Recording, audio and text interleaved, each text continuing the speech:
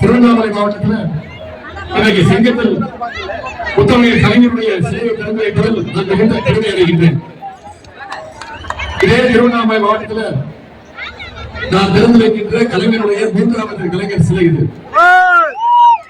இதற்கு முன்பு திருவண்ணாமலை மாவட்டத்தில் திருவண்ணாமலை நகரத்தில் ஒரு சிலை, மாநகரத்தில் ஒரு சிலையும், போலூர் சட்டமன்றத்தில் ஒரு கலைஞர் திருவுருவ சிலையையும் திறந்து வைத்திருக்கின்ற அந்த வாய்ப்பை பெற்று இப்படி திருவண்ணாமலை மாவட்டத்தில் கலைஞர் சிலையை தொடர்ந்து திறந்து வைக்கின்ற வாய்ப்பை எனக்கு தந்து வருகின்ற மாண்புமிகு அமைச்சர் மாவட்ட கலை செயலாளர் அண்ணன் ஏவா வேலுவர்களுக்கும் திருவண்ணாமலை மாவட்ட கழகத்திற்கும் மீண்டும் என்னுடைய நன்றியை தெரிவித்துக் கொள்கின்றேன். இன்று காலையிலிருந்து தொடர்ந்து பல்வேறு நிகழ்ச்சிகள், அரசு நிகழ்ச்சிகள், கழக நிகழ்ச்சிகள், திருமண நிகழ்ச்சிகள், பூத் கமிட்டி நிர்வாகிகளுடைய பயிற்சி கூட்டம் என்ற பெயர் ஒரு மாநாடு, அதன் பிறகு கலைஞர் பன்னோக்கு மையம் திறப்பு விழா, இப்படி பல்வேறு நிகழ்ச்சிகளில் கலந்து கொண்டிருக்கிறேன். இந்த ஒவ்வொரு நிகழ்ச்சியும் மிகச் சிறப்பாக ஒவ்வொன்றும் கொண்டு குறையாம மிகுந்த எழுச்சியோடு நடைபெற்றுக் கொண்டிருக்கிறது.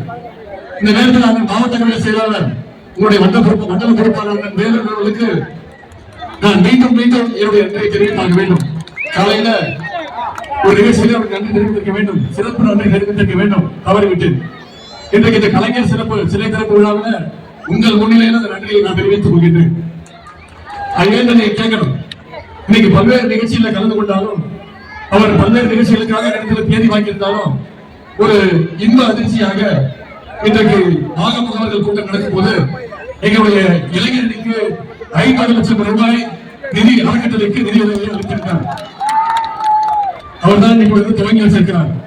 இன்னைக்கு இதன் பிறகு எந்த மாவட்டத்திற்கு போனாலும் இதை சொல்லி இளைஞர்களுக்கு வளர்ச்சி நிதியை நான் பெற்று விடுவேன். இந்த நேரத்தில் இளைஞர்கள் அறக்கட்டளைக்கு 50 லட்சம் ரூபாயை தாராளமாக கொடுத்த அண்ணன் வேலு அவர்களுக்கு என்னுடைய நன்றியை நான் தெரிவித்துக் கொள்கின்றேன்.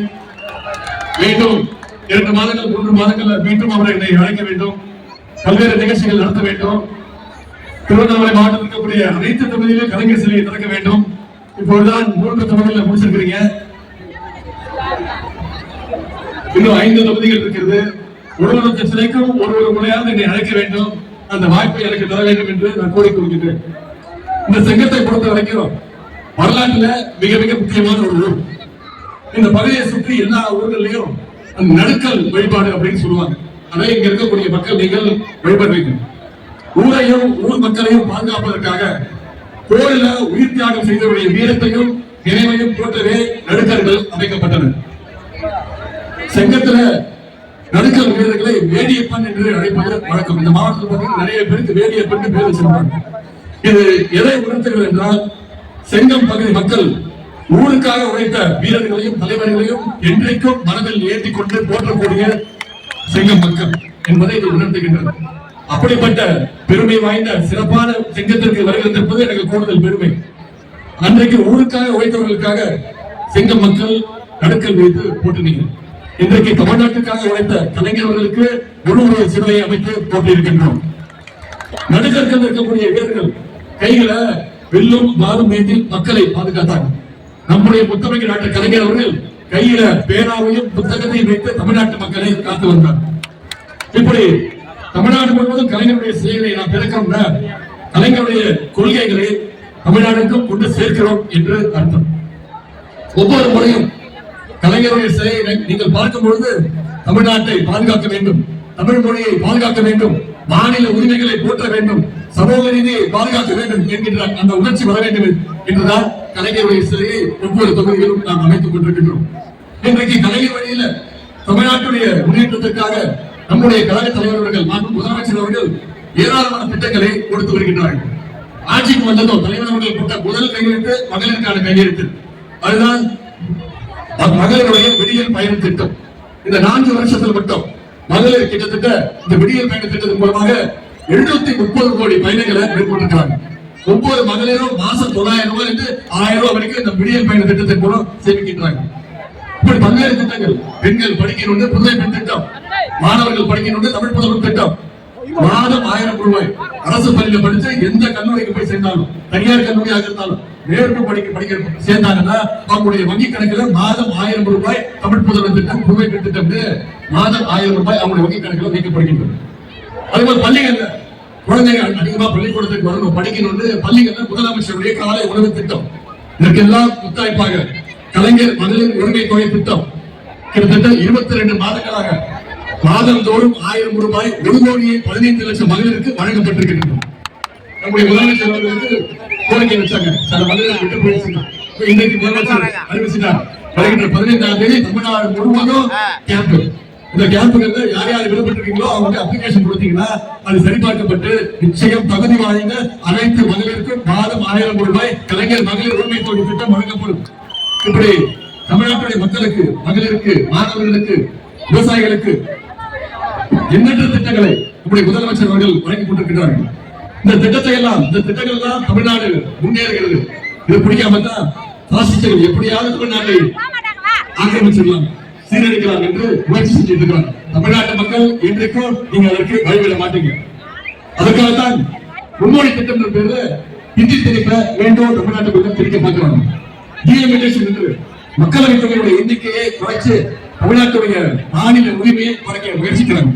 நிதி உரிமையை தொடர்ந்து புறக்கணிக்கிறாங்க. நீங்க புதிய கல்விக் கொள்கை எடுத்துக்கிட்டா கல்வித்துறைக்கு கொடுக்க வேண்டிய அமைச்சர் சொல்றார், நம்முடைய முதலமைச்சர் சொன்னார், உங்களுடைய புதிய கல்விக் கொள்கையை கொண்டு வந்தீங்கன்னா நீங்க திருத்தமா குறிக்கோளில ஹிந்தி திணிப்பு தமிழ்நாட்டுக்குள்ள கொண்டு வர பாக்குறீங்க. அது மட்டும் இல்ல, குலக்கல்வி திட்டத்தை மீண்டும் தமிழ்நாட்டுக்கு கொண்டு வர பாக்குறீங்க. 2500 கோடி இல்ல, நீ 10,000 கோடி கொடுத்தாலும் உங்களுடைய புதிய கல்விக் கொள்கையை தமிழ்நாட்டுக்குள்ள நான் நுழைய விட மாட்டேன்னு இந்தியாவிலே தைரியமாக சொன்ன ஒரே முதலமைச்சர் நம்முடைய முதலமைச்சர் தான், நம்முடைய தலைவர் அவர்கள் தான். இதெல்லாம் ஒன்றிய அரசு தமிழ்நாடு மீது கொடுக்கின்ற இந்த அக்கிரமத்திற்கு, அநியாயத்திற்கெல்லாம் எதிர்த்து இந்தியாவிலே குரல் கொடுக்கக்கூடிய ஒரே முதலமைச்சர் நம்முடைய முத்தமிழர் கலைஞர் வழியில நம்முடைய முதலமைச்சர் அவர்கள், நம்முடைய தலைவர் அவர்கள் தொடர்ந்து குரல் கொடுத்து வருகின்றார். முக்கியமா தமிழ்நாட்டுடைய மண், மொழி, மானம் காக்க ஓரணியில் தமிழ்நாடு என்ற முன்னெடுப்பை நம்முடைய முதலமைச்சர் அவர்கள் துவங்கி வச்சாங்க. இந்த ஓரணியில் தமிழ்நாடு முன்னெடுக்கும் போதுதான் இன்றைக்கு தொடங்கி 10 நாள் ஆச்சு. 10 நாட்கள்ல 1 கோடி, கிட்டத்தட்ட 1 கோடி உறுப்பினர்களை நம்முடைய திராவிட முன்னேற்ற கழகத்தில் நம்முடைய சட்டமன்ற உறுப்பினர்கள், மக்கள் பிரதிநிதிகள் சேர்ந்திருக்கிறாங்க. தமிழ்நாட்டு மக்கள் நம்முடைய தலைவர் சொன்னது போல ஓரணியில் நின்றால் வேறு அணிகள் எதுவும் தமிழ்நாட்டை அசைத்து கூட பார்க்க முடியாது. குறிப்பாக டெல்லியில் இருந்து வருகின்ற ஆதிக்கவாதிகளை நம்மால் தடுத்து நிறுத்த முடியும், தடுத்து நிறுத்த வேண்டும். இன்னைக்கு அடிமைகளும் பாசிஸ்டுகளும் கூட்டணி அமைச்சு ஒன்னா வராங்க. அந்த துரோக கூட்டணியை வீழ்த்த வேண்டிய கடமை நாம ஒவ்வொருத்தருக்கும் இருக்கின்றது. எனவே 2026 தமிழ்நாட்டுக்கு எதிரான அடிமைகள், பாசிஸ்டுகளை நாம் ஓட விரட்ட வேண்டும். தமிழ்நாட்டுடைய சுயமரியாதை காப்பாற்ற பாதுகாக்க 2026 கழக அணியை 200க்கும் அதிகமான தொகுதிகளை வெற்றி பெற வச்சு நம்முடைய தலைவர் அவர்களை மீண்டும் 2வது முறையாக தொடர்ச்சியாக கழகத்தை 7வது முறையாக ஆட்சி கட்டில் அமர்த்த வேண்டும். வந்திருக்கக்கூடிய மக்கள், செங்கம் மக்கள் கொடுக்கக்கூடிய வரவேற்பு பார்க்கும்போது நிச்சயம் செங்கத்துல உதயசூரியன் உழைக்கப்போவதற்கு நான் உங்களிடத்தை கேட்டுக்கொள்ளலாம். திருவண்ணாமலை மாவட்டத்திற்குரிய அனைத்து தொகுதிகளிலும் 100% வெற்றியை நீங்கள் அடைய வேண்டும். அதை நிச்சயம் நீங்கள் சிறந்தீர்கள் நான் நம்புகின்றேன். அதற்கான உறுதியை இங்கே சிலையாக இருக்கக்கூடிய முத்தமிழ் கலைஞர்களுக்கு முன்னால் நாம் அனைவரும் அந்த சபதத்தை ஏற்க வேண்டும். கலைஞர் காட்டிய வழியில தலைவர் தலைமையில தமிழ்நாடு போராடும், தமிழ்நாடு வெல்லும், கலைஞர் புகழ் ஓங்கட்டும் என்று சொல்லி இந்த வாய்ப்புக்கு நன்றி கூறி விடைபெறுகின்றேன். கொடுத்திருக்கக்கூடிய வரவேற்புக்கும் மீண்டும் என்னுடைய நன்றி வணக்கம்.